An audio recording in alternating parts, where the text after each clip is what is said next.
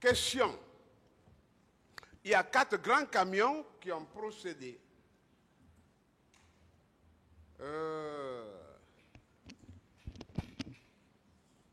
Vous le saviez quand même, parce que quand le chef d'état-major intervient, il vous rend toujours compte, à la minute d'ailleurs, et même avant de procéder.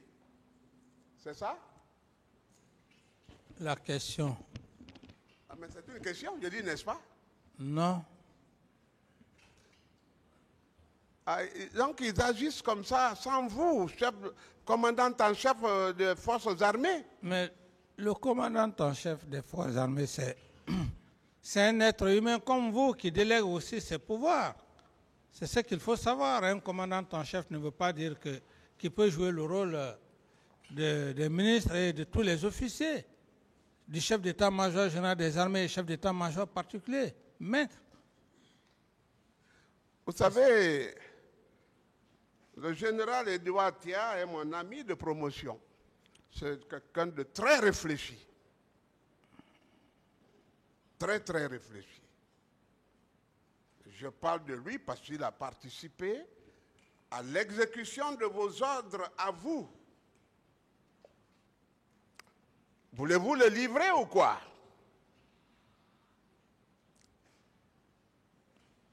Quelle est votre question? Mais c'est une question. Non, soyez très précis, et concis. Bon, si le tribunal ne me comprenait pas, d'accord. Mais Monsieur le Président, vous pouvez lui repréciser ma question, s'il vous plaît? Vous pouvez reposer vos questions, maître, en termes très simples.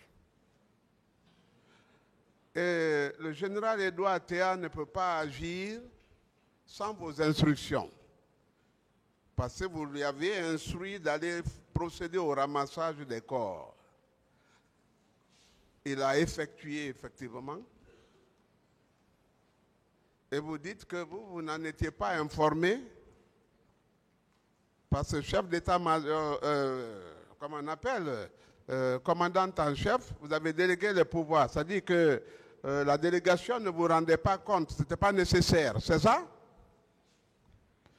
Je n'ai pas ordonné le colonel, le général Théa, pour quoi que ce soit. Et comme vous le dites que c'est un promotionnaire à vous, peut-être que vous voulez l'incriminer, ça... Non, pas du tout. Non, parce que ce sont des allégations. Lorsque vous dites que vous n'avez aucune preuve, vous dites que, parce que vous avez imaginé, vous avez ordonné au journal Théa, c'est de l'imagination, mais c'est des allégations. C'est bon? Vous savez qu'à la vue de ces corps, parce que lui, il pensait que c'était des blessés, hein? Il était à l'étage, il dit, les blessés sont là, ce sont les blessés. On dit, général, il faut descendre. Quand il est monté, grimpé ce véhicule, quand il a vu les corps, il a pleuré. Le général Toto aussi a pleuré et tous les militaires du camp là-bas. Est-ce que vous avez été au moins informé de cette frustration? Le sang coulait partout. Est-ce que vous avez été informé de cela? Non, je n'ai pas été informé. D'autres questions? Vous aviez le pouvoir, vous étiez au pouvoir, mais vous n'avez pas le pouvoir alors, hein, en ce que je sache.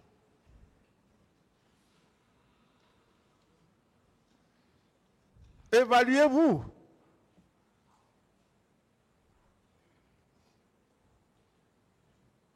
La question? Évaluez-vous. Qui étiez-vous en réalité au-dessus de ce peuple généreux de Guinée? Le tribunal n'a pas compris la question.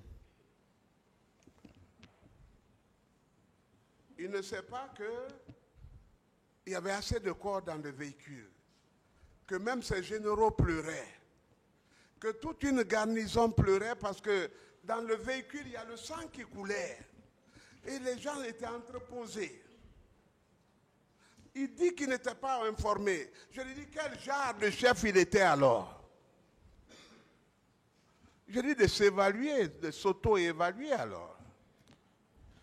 Je ne peux pas répondre à de telles allégations Je ne peux pas m'évaluer devant toi. Devant vous, du moins. Excusez-moi de l'expression. D'autres questions? Quand vous dites que vous étiez un président inexpérimenté, c'est vous qui le dites, hein? Est-ce que ce n'est pas la conséquence de tout ce qui est arrivé? Mais comprenez le mot expérience. Vous, aujourd'hui, vous dites que vous avez fait 40 ans. 40 ans à votre sortie de l'université, tout débutant avocat, l'expérience que vous avez n'est pas à comparer au moment où vous étiez en train de faire votre stage dans un cabinet. C'est de cela qu'il faut savoir. Maître, 40 ans de carrière. C'est pourquoi d'ailleurs vos confrères même vous dites doyen. L'expérience que vous avez maintenant, ce n'est pas un jeune avocat qui est là, qui est en train, même les jeunes avocats qui sont là, qui sont en train d'être...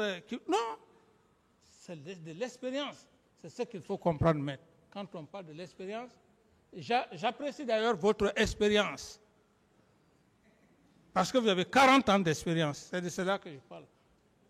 Mais au moment où nous étions à l'université, vous êtes sortis avant nous. Je ne sais pas où vous avez fait votre stage. Est-ce que c'est la même expérience que vous avez aujourd'hui? Non. C'est dans ce contexte qu'il faut comprendre, maître.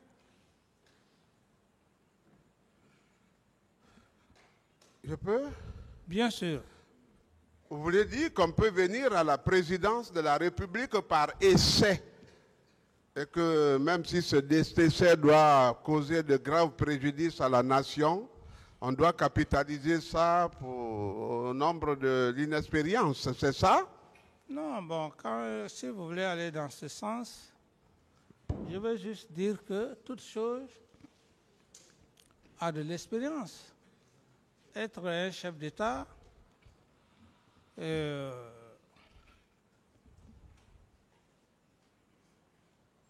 être un chef d'État, tout d'un seul coup, par rapport à quelqu'un qui a fait plus de 5 ans, plus de 10 ans, vous n'avez pas les mêmes expériences. C'est dans ce contexte que je veux vous dire. L'expérience dans tous les domaines, ça fait partir. Même votre métier, il y a de l'expérience. Il y a de l'expérience.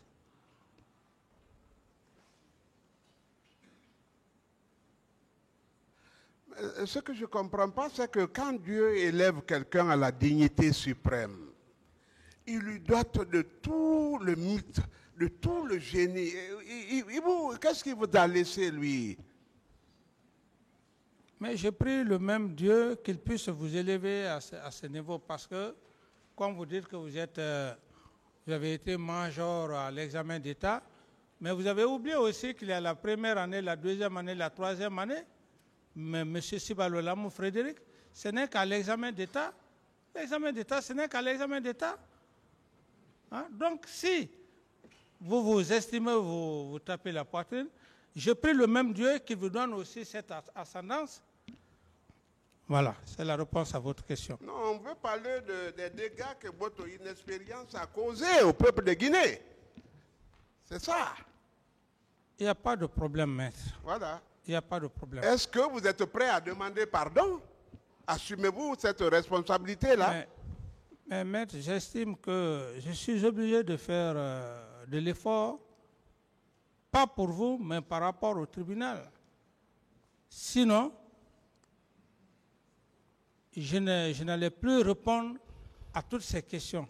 J'ai été clair ici devant l'auguste tribunal. J'ai dit qu'il faut demander pardon lorsque des éléments ont reconnu des faits. Je prends l'exemple. Votre client est venu ici, il n'a reconnu aucun fait. Il a plutôt parlé des sourates ici, ainsi de suite. C'est moi qui vais venir demander pardon à son nom. Je ne suis pas un maudit. S'il vous plaît. J'ai été clair devant l'auguste tribunal. Je dis même au moment où le président va délibérer son jugement,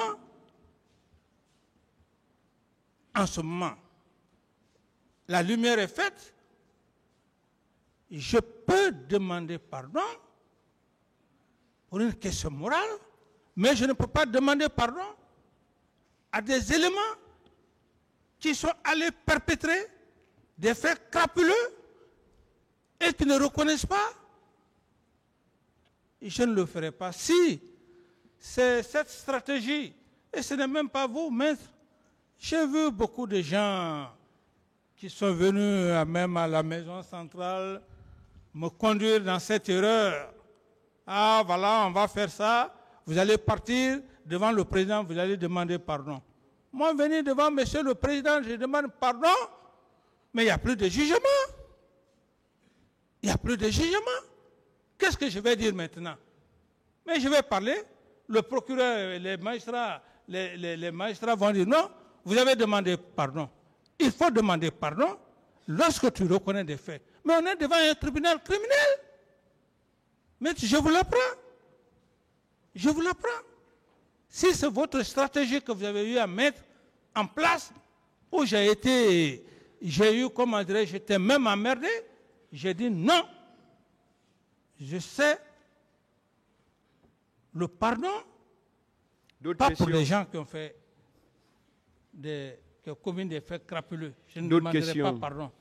Et si les faits sont de votre émanation, si c'est de vous qu'ils proviennent, puisqu'il est avéré que vous avez été le commanditaire, vous n'avez pas de responsabilité quelconque à assumer?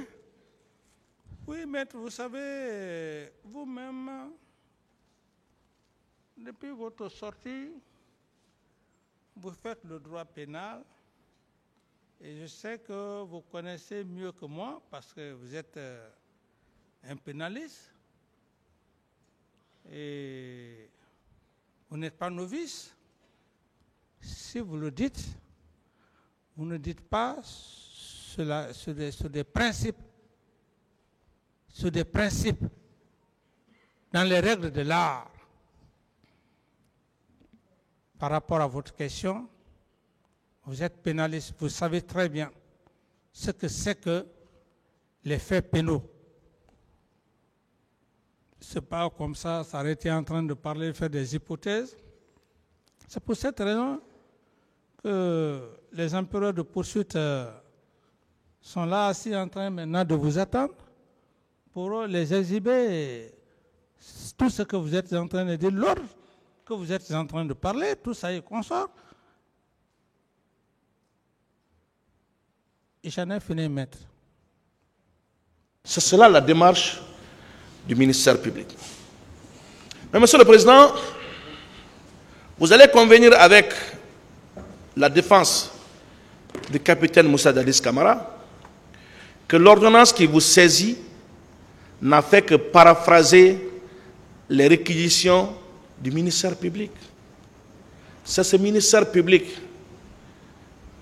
qui avait pris une réquisition supplétive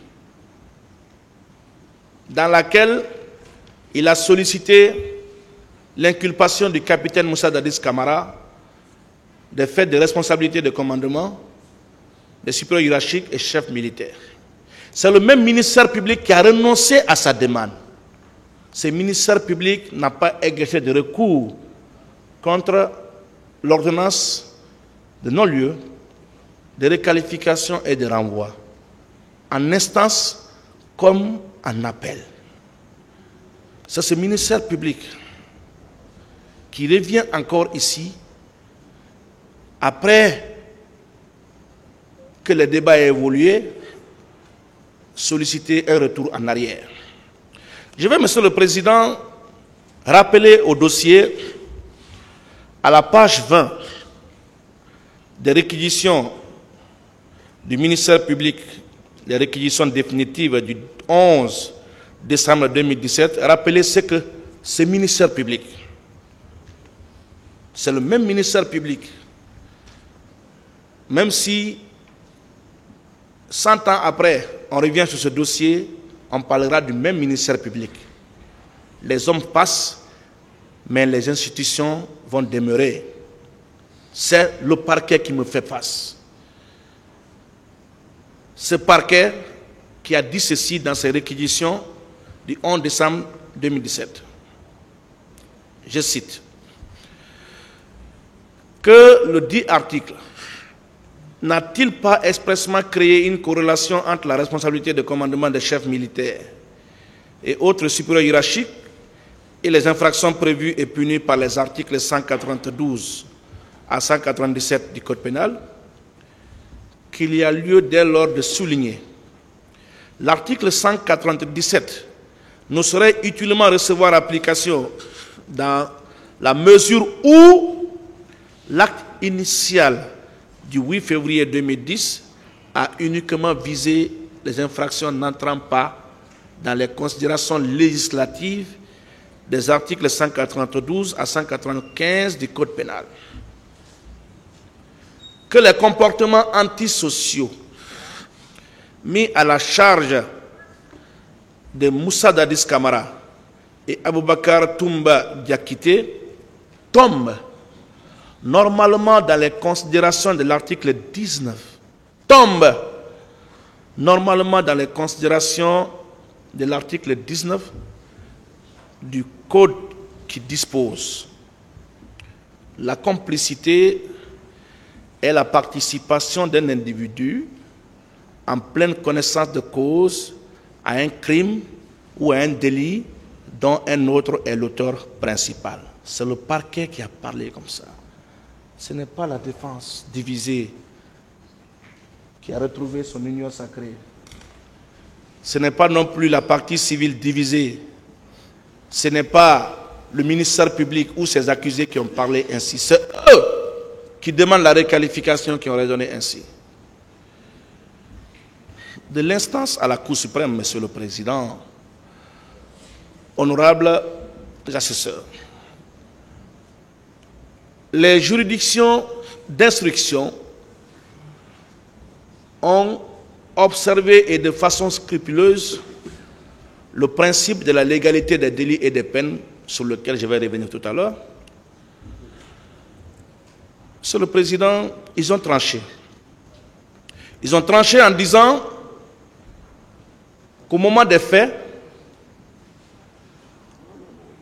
cette infraction n'était pas intégrée dans le corpus législatif guinéen. Au moment des faits,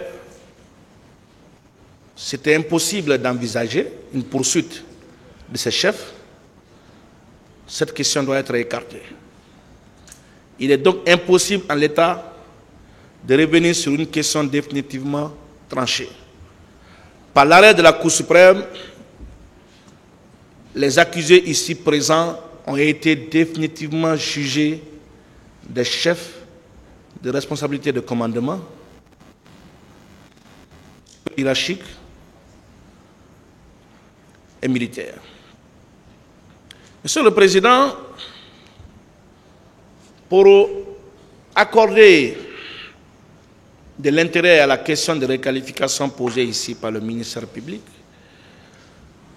il y a lieu, comme l'a rappelé hier mon valeureux et distingué beau confrère, confident, Maître Almami Samori Traoré, de revenir sur trois considérations qui doivent, n'est-ce pas, vous inspirer. Premièrement, in abstracto, tout est-il permis à n'importe quel stade de la procédure lorsqu'il s'agit de certains accusés? Est-ce que parce qu'il s'agit du capitaine Moussa Dadis Camara que le parquet se permet de tout? S'il était en face d'un justiciable ordinaire, est-ce qu'il allait se comporter de la sorte? Évidemment, Monsieur le Président, que la réponse à cette question naturellement négative conduit inéluctablement au rejet de la demande de requalification. Deuxième chose, in concreto, Certains accusés sont-ils ou ont-ils moins de droits que d'autres dans ce dossier? Certains accusés sont-ils plus bénis que les autres? Le parquet a-t-il des préférences? Ce qui est le cas, puisqu'on a parlé de sésame ici, prenant comme parole d'évangile les propos d'un accusé et en faire un instrument de poursuite pour retenir à tort les pères de famille et de leurs enfants, de leurs épouses. Monsieur le Président, bien encore, ici, vous allez répondre par la négative, puisque le principe essentiel de l'égalité et au surplus du procès équitable détermine le rejet de la demande en application de l'article préliminaire du Code de procédure pénale que nous avons déjà rappelé. Cet article qui a la particularité d'internaliser la plupart des principes directeurs de la tenue du procès pénal. Troisième chose, Monsieur le Président, l'ampleur des faits jugés, les faits soumis à votre appréciation, permettent-elles la déconstruction des principes de droit suivant lesquels, les accusés, autant pour moi, l'ampleur des faits soumis à votre appréciation permet-elle la déconstruction des principes de droit suivant les profils des accusés? Évidemment, la réponse à cette question est aussi négative. On va vous interrompre pour quelques instants, maître. Je vous en prie, Monsieur le Président.